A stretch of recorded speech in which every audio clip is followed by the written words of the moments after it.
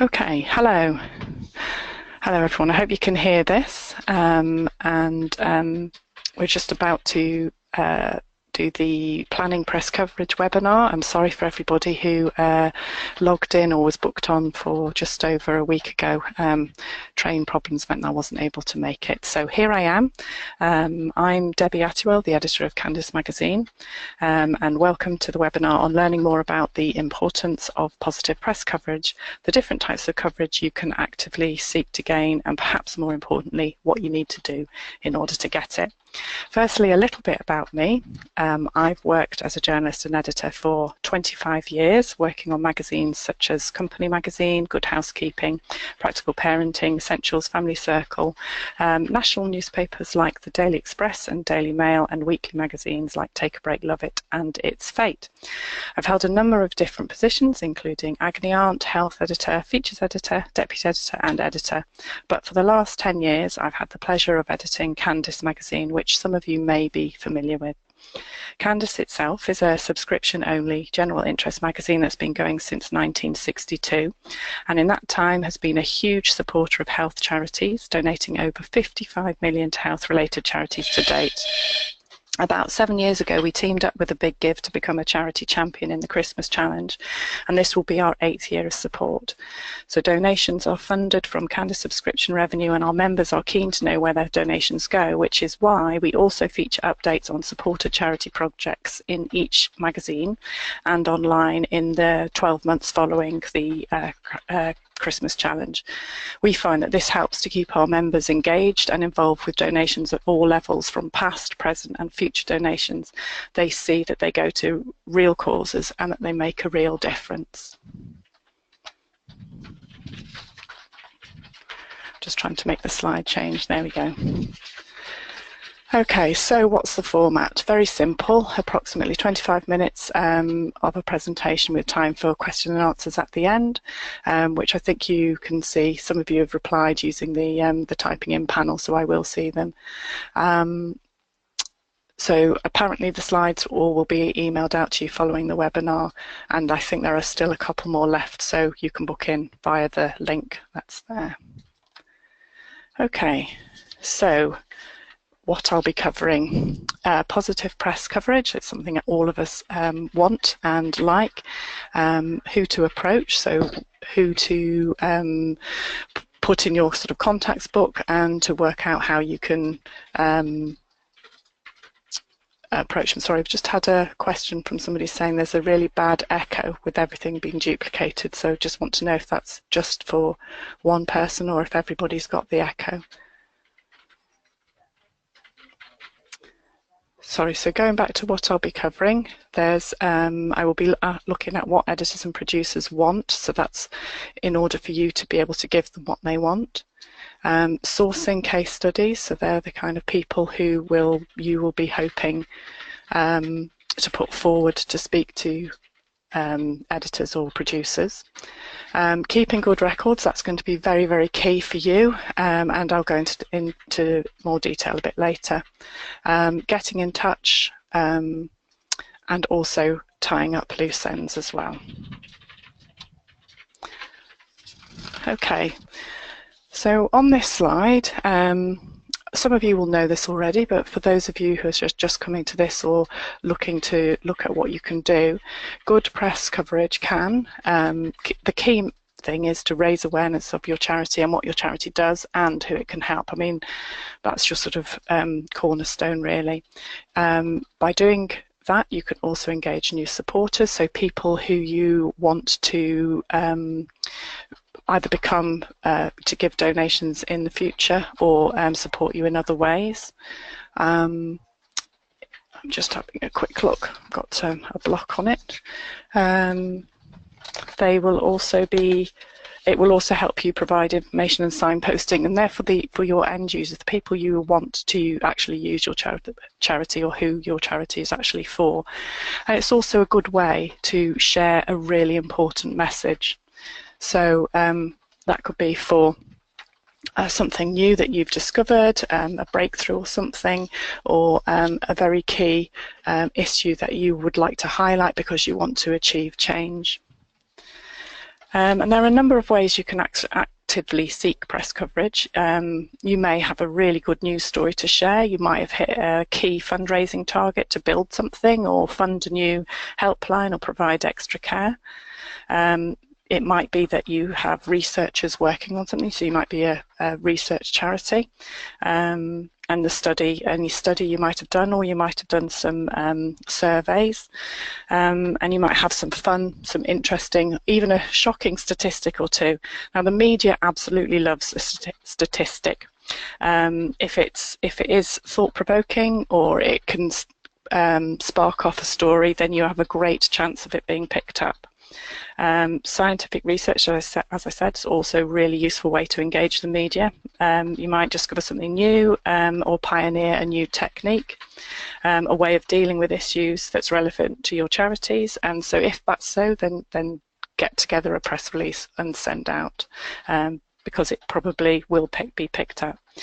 Now, in relation to the Big Give Christmas Challenge, yes, it is a national event, but it's up to you to see whether you could make it work on a local level. And I do think that probably in all of your cases it will. So what you'll need to do is to think about how to engage your local news outlets to see that this wonderful opportunity, that yes, is national, but it is relevant to them. So think about providing, supplying local statistics and information to go with the national information that the Big Give can provide you with. Okay, so then that leads us on to choosing which media you want to approach. And there are two options. So there is local, so that's radio stations, newspapers, news websites and free papers. And then national, again, newspapers, monthly consumer magazines and weekly magazines. Now, who you approach will depend on a number of things. So it's does what you have to say have a national or a local importance? It might be it has both, but you need to be clear about which one you want to go for. Is there a genuine news angle? It sounds simple, but newspapers and news websites, they are really only interested in news. Magazines and radio are quite happy to have features. So that's something that's a bit different. So that's not necessarily time sensitive. And then they can slot it into whatever program that they've got. You need to think about your time frame. In the case of the Christmas challenge, you have 3 weeks left, but in future you may have longer to prepare, or your information may not be time sensitive. So just to give you an idea, national publications, apart from newspapers, have what we call long lead times. That means they often start work on an issue, for example, if it's a monthly, 3 months before it comes out. And that's all to do with the printing and putting things together and organising photo shoots and so on. If you want to approach a weekly magazine, you need to think about what you're going to do about 6 weeks before. So you do need to be very organised to time a campaign, for example, to be covered. So for the purposes of the Big Give Christmas Challenge, you are probably looking at local radio stations, local newspapers, the news websites and free papers, and depending on whether you have a hook, you can approach a national newspaper. The thing about national newspapers is it has to be news.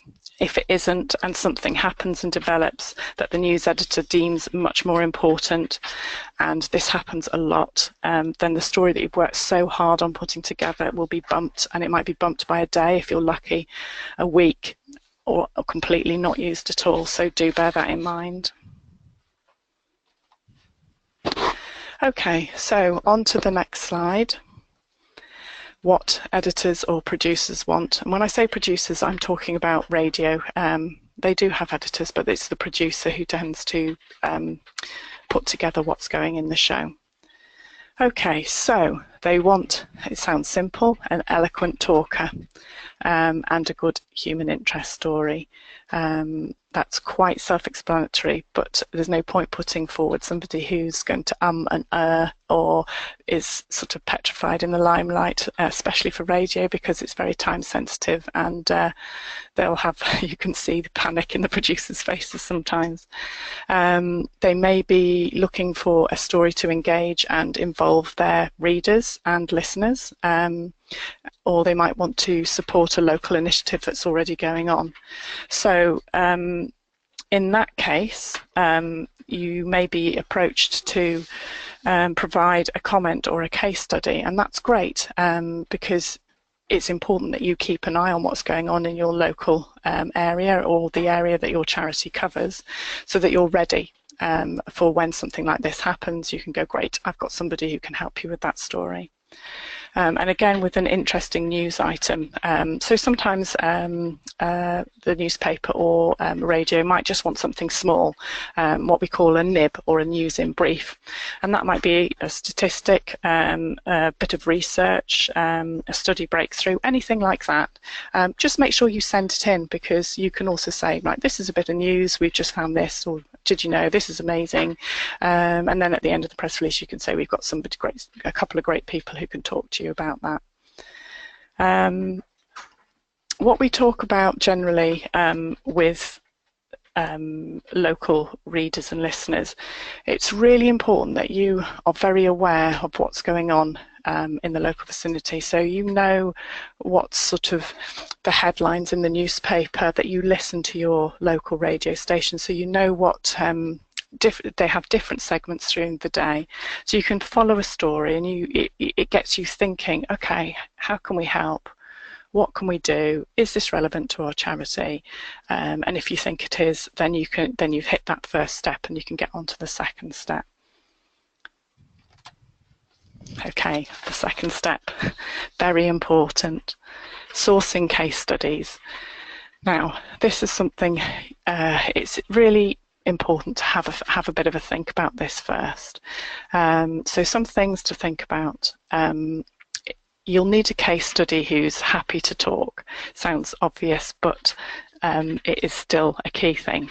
So when we say happy to talk in depth, it's important to know this. If it's a magazine that's asking for something, and they might want what we call a first-person feature. Now, these are things that take 3-4 pages of copy, which means they need the minimum of 1,000 words. There might be 2,000, which means that your case study must be able to talk about everything.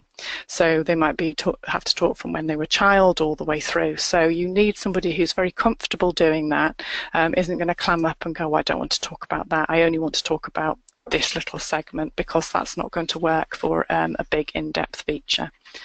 However, they might be great to talk for a shorter piece. There might be like a short information box that might be wanted. So somebody might say, right, we're doing this feature on grief, and we just need to speak to somebody who's been through that, and you might be a grief charity, so you can put forward somebody who can just speak for a short period of time, and they only need about 250 words of their experience. So being very clear about what your case study will talk about and won't talk about is really important. And again, that brings us on to the next thing. You need to be able to ask, are they happy to be photographed? Lots of people will perhaps ask you for to whiz over a photograph of the person. Now, this sometimes causes a little bit of a concern, but it's only really so the editor or the producer gets a feeling of what they look like, and do they look like the readers. It's not about, are they beautiful? And they don't sort of look at them and go, oh, we don't like her. That's not what it's about. But if they're going to also put them in the magazine, it's really key that they have an idea about how they're going to approach doing the photography later.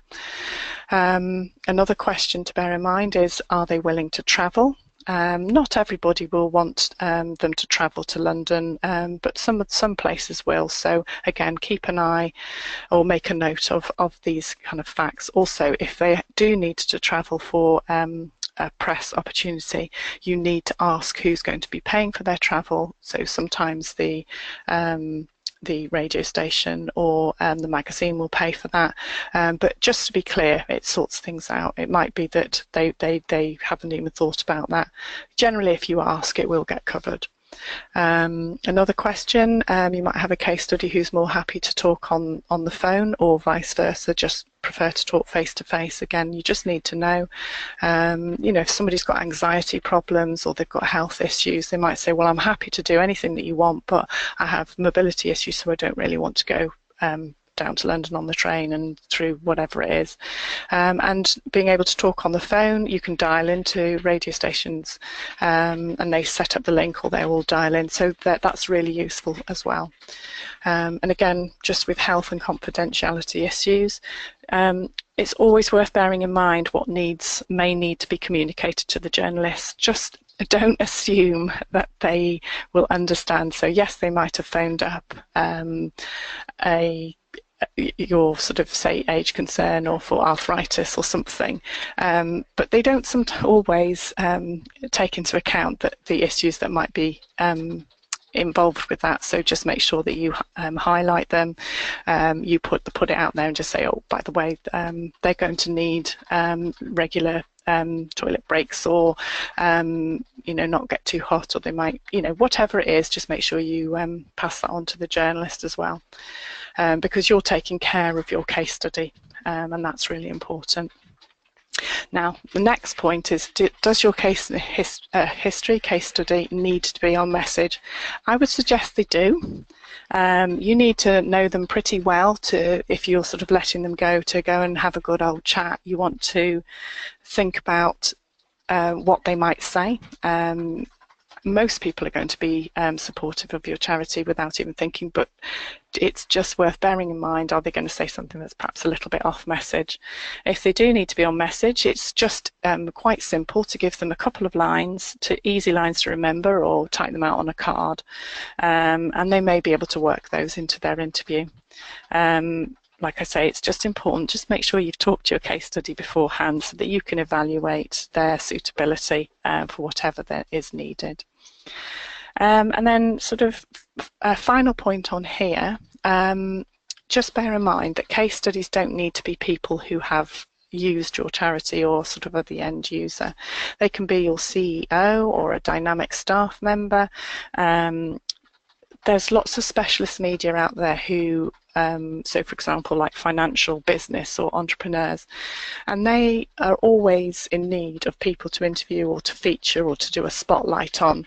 So although it might be not directly linked to something, as in the Big Give Christmas Challenge, if you manage to get a CEO an interview, or sort of 5 minutes on a financial like the Financial Times or something, about what they're doing, and they might be doing something amazing. They might be using a brand new way of getting trustees or anything like that. It's still interesting and still newsworthy, and at the end you then say, our charity is also being part of the Christmas challenge, and it's a great opportunity to double your donation. So you're still getting your message across, but you're doing it slightly sideways. And on another note, women's magazines especially are always looking for inspirational people. So if you've got somebody working for you who is just amazing, has done a lot of things, got lots of advice they can give, or is just inspirational, then think about them as a vehicle to get some positive press coverage for your charity. Okay, so what should you keep in your records? I'm a great believer in good record keeping. It's so important, and it just saves you so much time and faffing about later. So key things: make sure that you have the correct name and age of people who you can call on at any time to be a case study or put them forward to talk to the press. A great current email and their contact details, so landline and mobile. It's also you need to really keep a headshot or a passport type image of them that clearly shows what they look like. So nothing with sunglasses on or with big plant pots sticking out of their head or anything like that. So just a simple picture, which you can then email out if they give you the permission to do so, saying, great, we've got this guy, Mr. Jones, he's 46, he's going to talk about such and such, or he's got great opinion on whatever's going on in the news that is relevant. If you keep a brief synopsis of why they're important to your charity and what they've done for you, or maybe they've been a user of your facilities on and off, or 3 times. Say you're a hospice and their mum's been there, and then their wife, and perhaps their teenage daughter or something. So you can, at the tip of your fingers, you can give information out whenever it's necessary. It's also important to maybe perhaps have a little paragraph on what they are willing to talk about. And they might just say everything, or that people might just say, well, I only want to talk about this and I don't want to talk about such and such. That's fine. Everything's useful. Just keep a note of it. Again, another important thing is best time to contact them. If they're working and they don't want any phone calls, between 9 and 5 or whatever, then you need to know that. And the reason you need to know this is, for example, if a journalist comes to you and says they need somebody, that is, you've got somebody in mind, they might be under a really tight deadline and they will need you to get the information to them very quickly. They may also approach more than one charity, and it will probably be the one that manages to get the information to them the quickest that will be featured. So if you've got everything ready to whiz over to them, you stand a far better chance of your charity being picked and being promoted. Okay, so the last point there, that's so just keeping a record of where they may have been spoken or interviewed before, and the date of their publication, or the time or day of radio station. That's just quite useful, because some people will say, well, have they spoken to the media before? And for some people, if they're going to do that big, long, in-depth feature, magazines in particular are a little bit sort of sniffy about if it's the same person who's given that whole story to somebody else. They just don't really want their readers to say, oh, I've already read this. So it's just a courtesy, really. In a lot of places it won't matter, but it's just to, if you're asked, it's always good to be truthful and to actually know, so you can answer the question. Okay, so another key point, getting in touch. How do you let somebody know that you can help them with a feature or a radio segment? It's the $1 million question, and it's not that difficult if you follow these points. So firstly, do your research. I can't overestimate why this is so important. In a way, you need to know what the radio stations cover and which feature. So, for example, there's no point perhaps doing the morning, or what do they call it, drive time,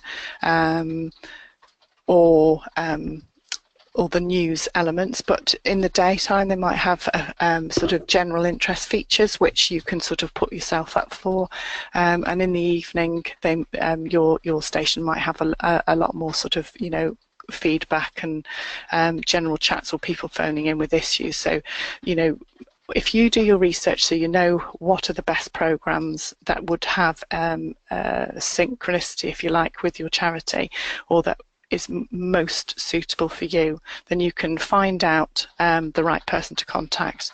So, for example, if it's radio, you want to find the producer of that program, and it may have more than one, but you just need to pick up the phone and say, hi, I'm interested in being in X program, which is the best producer to email some ideas and questions to.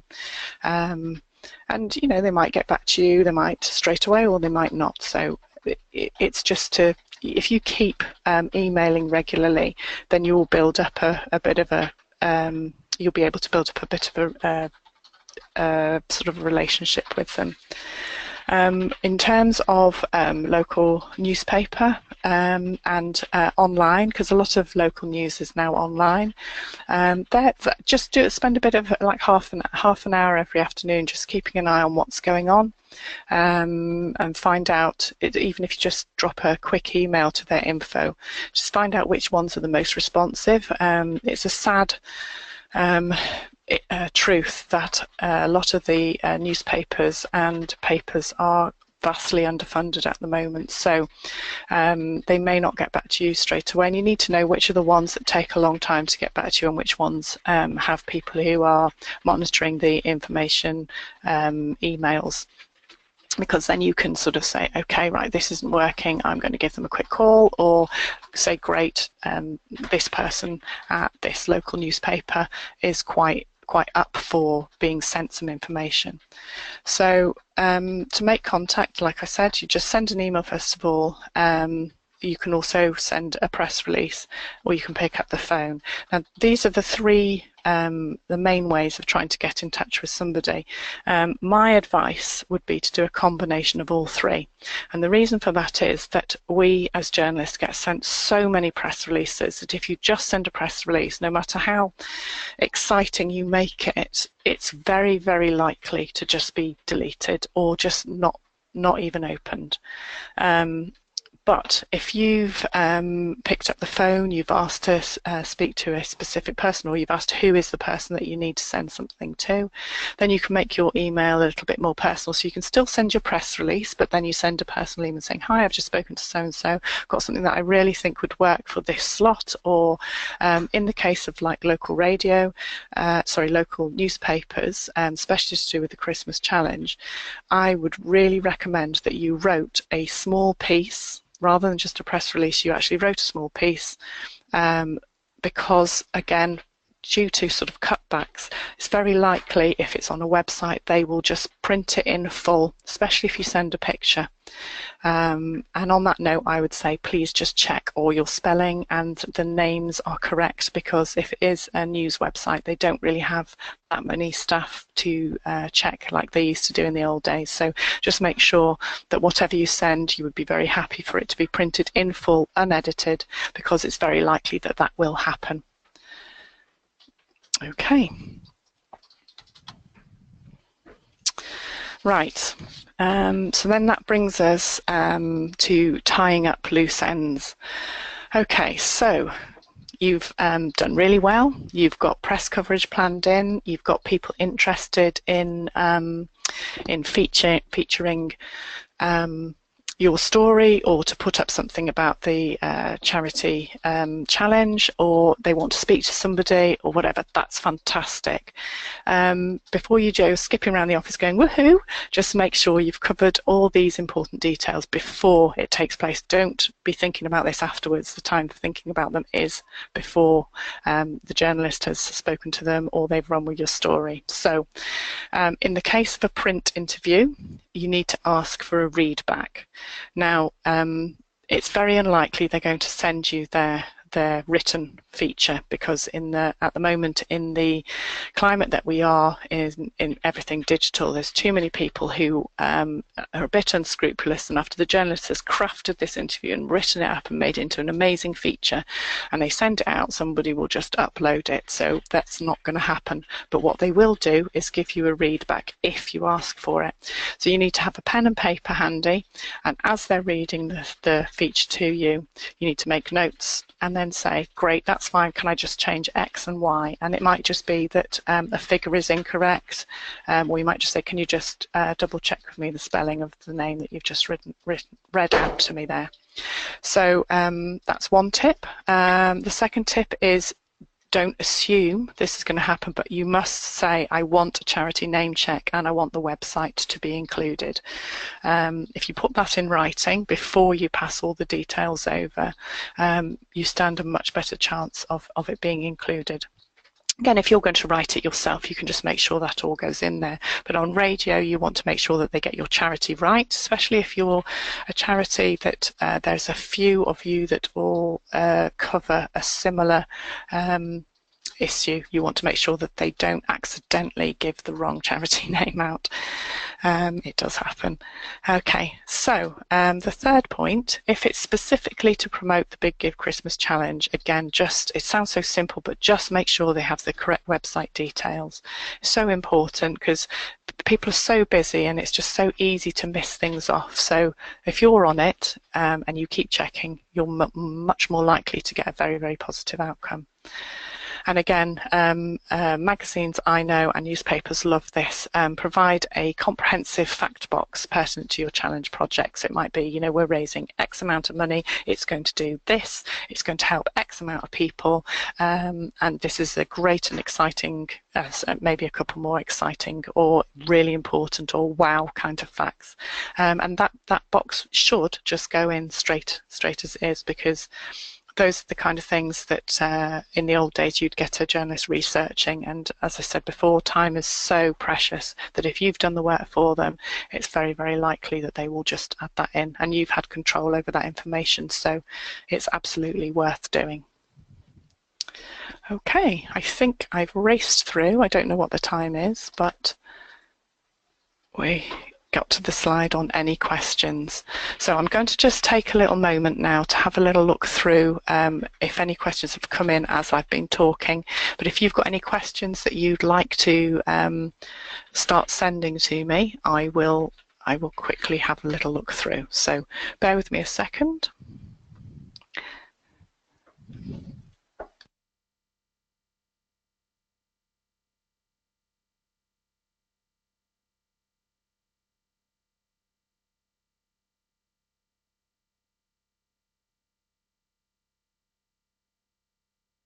Okay, so there's a few questions that have come in saying, can I just repeat what I said about news websites?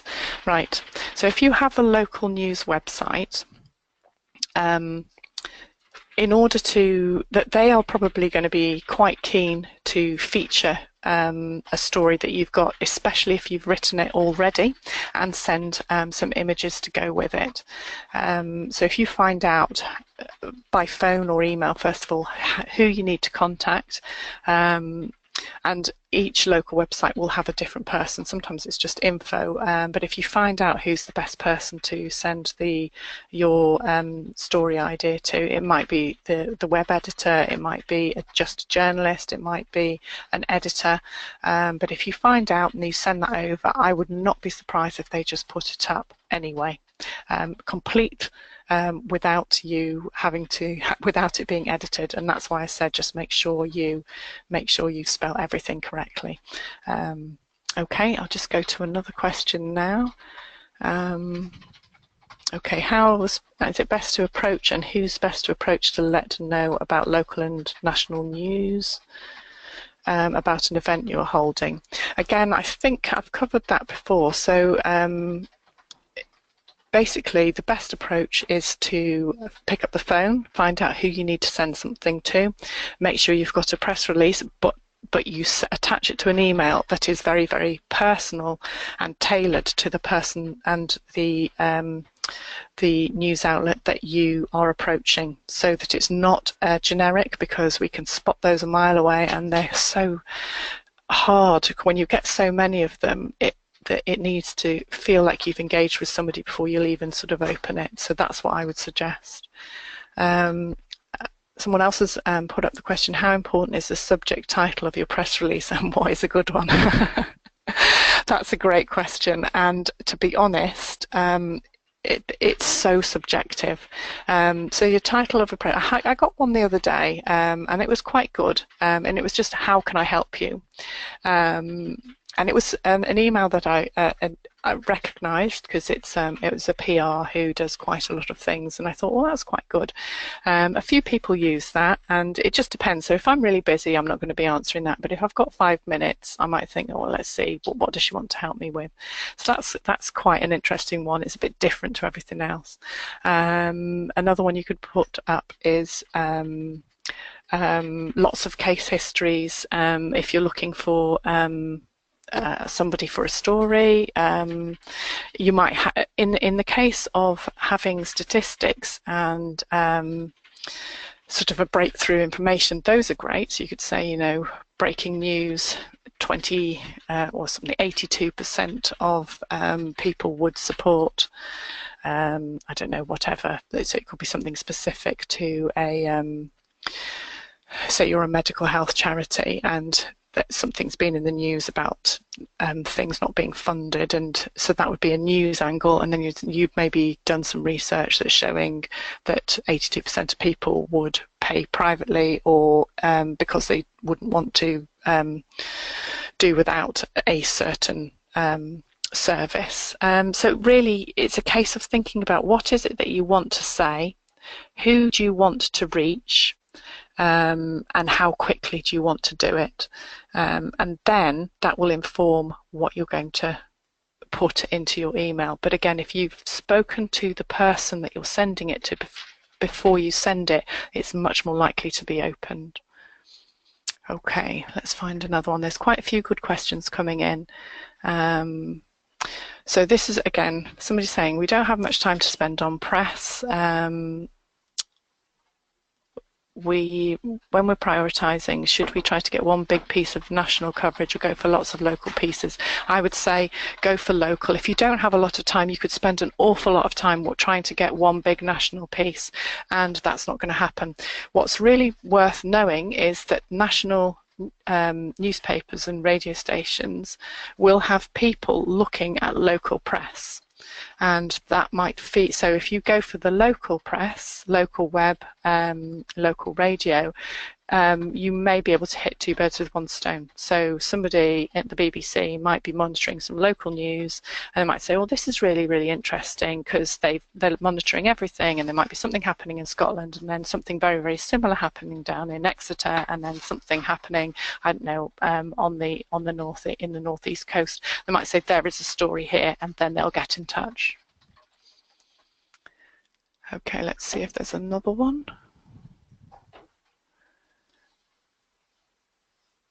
Yeah, somebody else has just popped up, just to bear in mind that all local BBC stations have contact us emails on their programme page.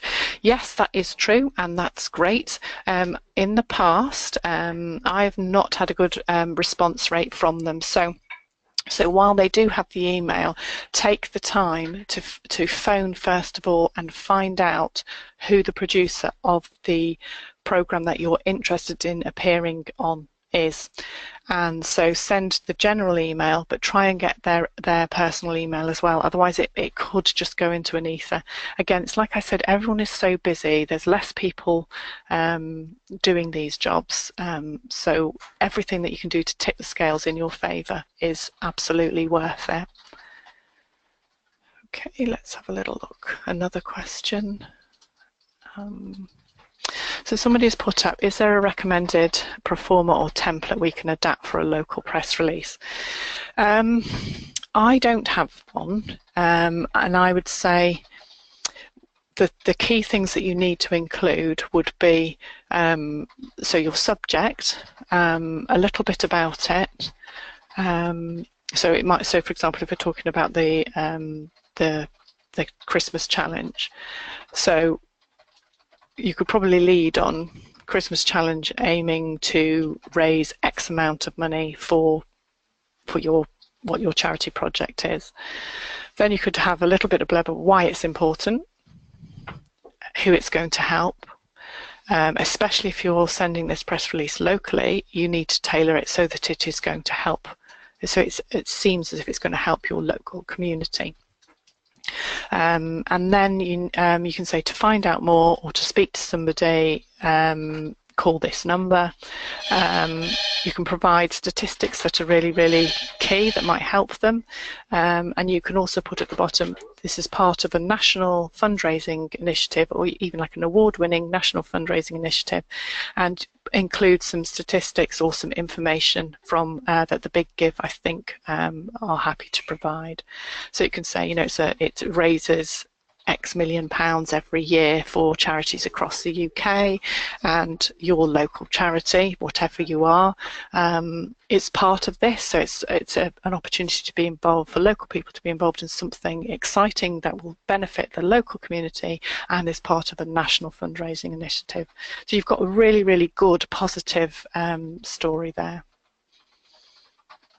Okay, let's see if there's any more questions here. There's so many that have come in, it's very hard for me to spot them. So if I don't manage to get to answer your question, then if you could email info@thebiggive.org.uk. They will do their best to answer anything if it's Big Give related, and if it's specifically for me, they will forward on your query, and I promise that I'll do my best to answer them by email at any time. So it might not be today because I'll probably be on the train going back home, but over the next sort of couple of weeks, or if it's in the future and you've got a question about a press issue, then by all means just send the email in to, it's actually info@thebiggive.org.uk.